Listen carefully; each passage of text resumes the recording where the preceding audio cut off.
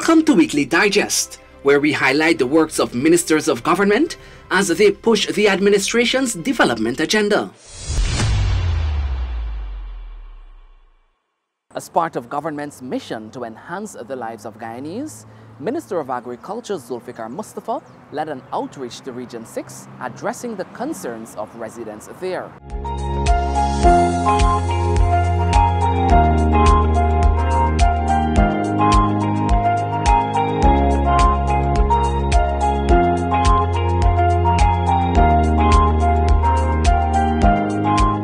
I thought that I should come and listen to Forsan and see how we can resolve some of the problems.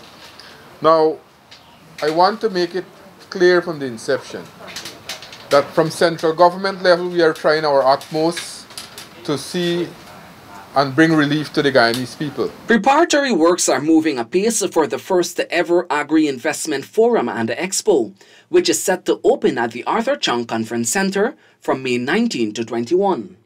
Minister Zulfikar Mustafa on Monday engaged the members of the planning committee. On the judicial front, Attorney General and Minister of Legal Affairs Senior Counsel Mohabir Anil Nandlal says government's restorative justice model will bring about significant changes in communities. Speaking at the meeting in Anna Regina, Region 2, Minister Nandlal highlighted that restorative justice has a twofold purpose. Restorative justice also deals with bringing the victim and the perpetrator together.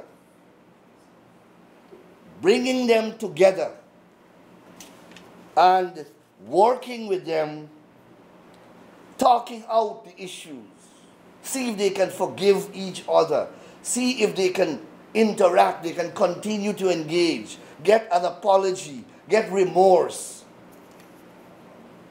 That extinguishes the hate, the anger, the ill feeling. It dissipates it. A total of $4.7 billion has been allocated in this year's budget to further strengthen the justice sector in Guyana. Some 350 women will receive business training through the Women's Innovation and Investment Network, WIN.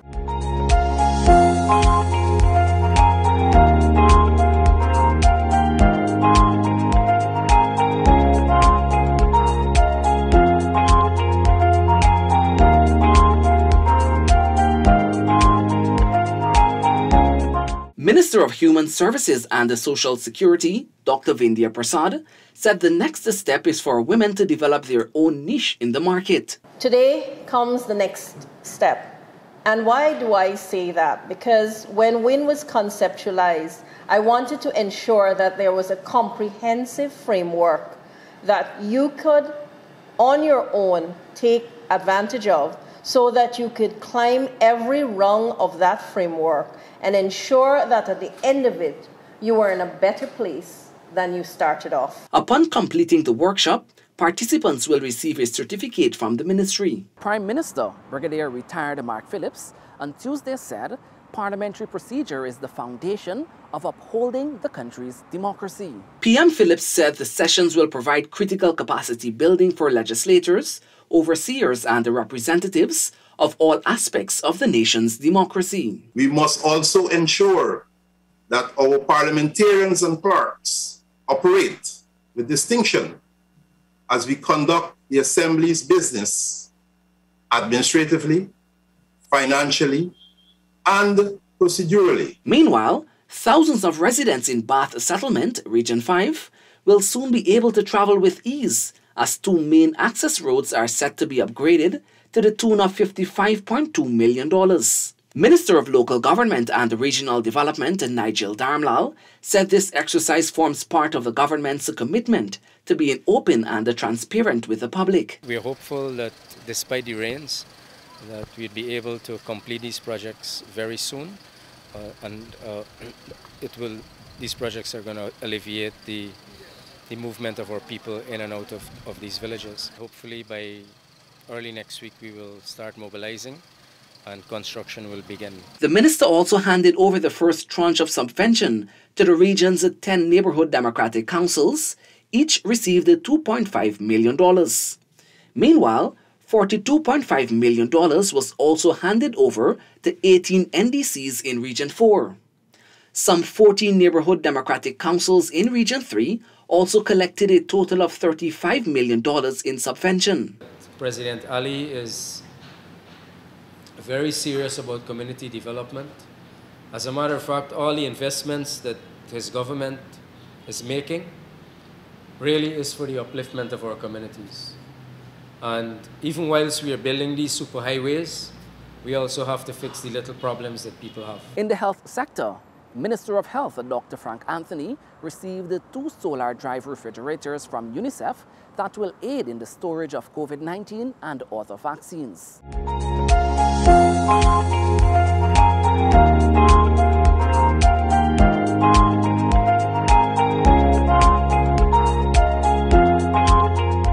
Minister Dr. Anthony voiced his appreciation for the donation, while noting that the ministry has also been in talks with UNICEF in relation to the country accessing therapeutics, in particular Paxlovid for COVID-19 patients. We are very grateful for the effort, the help, and we want to make sure as we move forward, especially in the health sector, that we make it even more meaningful, even more impactful.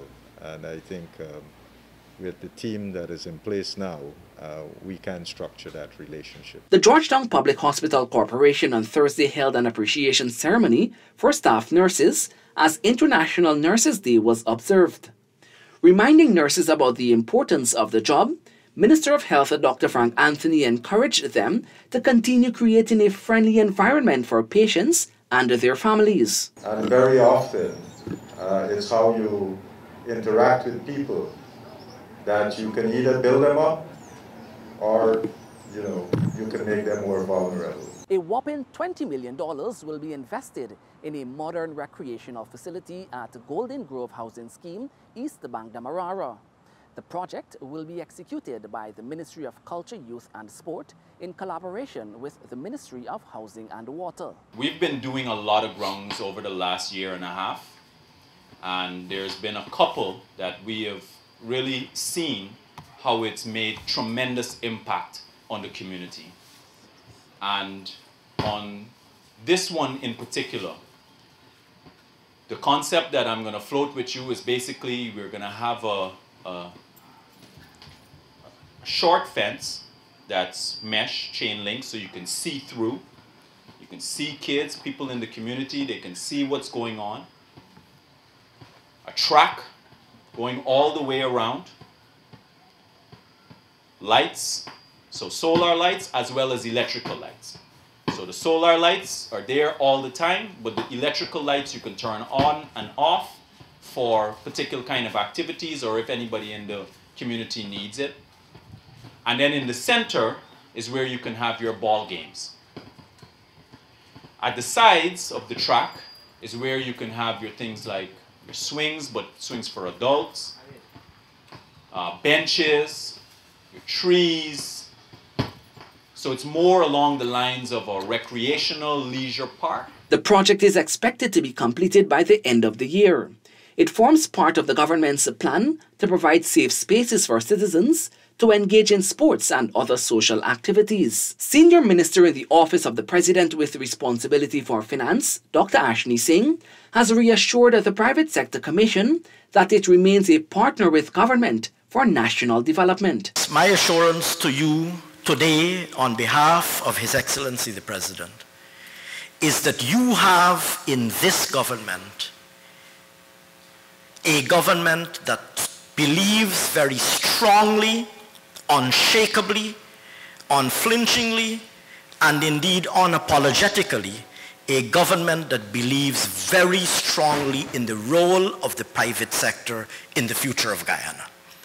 And you have in this government a partner committed to ensuring a rapidly growing and a highly competitive, world-class, highly diversified economy in Guyana. He said government is committed to building a resilient economy with emphasis on non-oil sectors. Heavy focus, he said, will be on agriculture, tourism and renewable energy, to name a few areas. At the launch of the US $40 million company, Pipe Coating Guyana Incorporated, Minister within the Ministry of Public Works, Deodat Indar, said the recent passage of the local content legislation is paving the way for such businesses.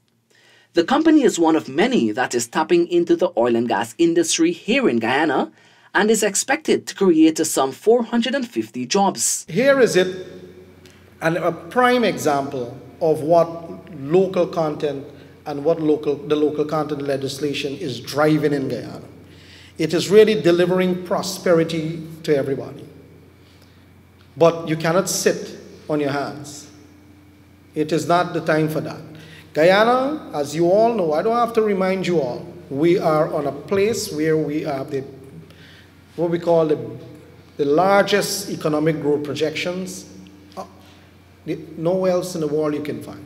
47.5% GDP rise in a single year. Minister Indar said Guyana is moving in a direction that will ensure every Guyanese benefit from the oil and gas sector. As the United Nations has made a proposal to reduce the speed limit for urban roads from 50 kilometers per hour to 30 kilometers per hour, Minister of Home Affairs Robeson Ben committed to holding consultations with stakeholders. We are indeed aware, of course, of the risk imposed by speeding on the road overall, and it's natural for us to identify that where the speed limits are lower and where speeding is less, that the question of fatalities and of injuries on the road, if there is an incident, those are much lower. Minister Ben also disclosed that for 2021, the efforts by government have led to a huge reduction in road fatalities in over a decade. And that's it for this edition of Weekly Digest. For these and other government-related information, do log on to our website, dpi.gov.gy, and our social media platforms. Godfrey Brooms is saying stay safe and goodbye for now.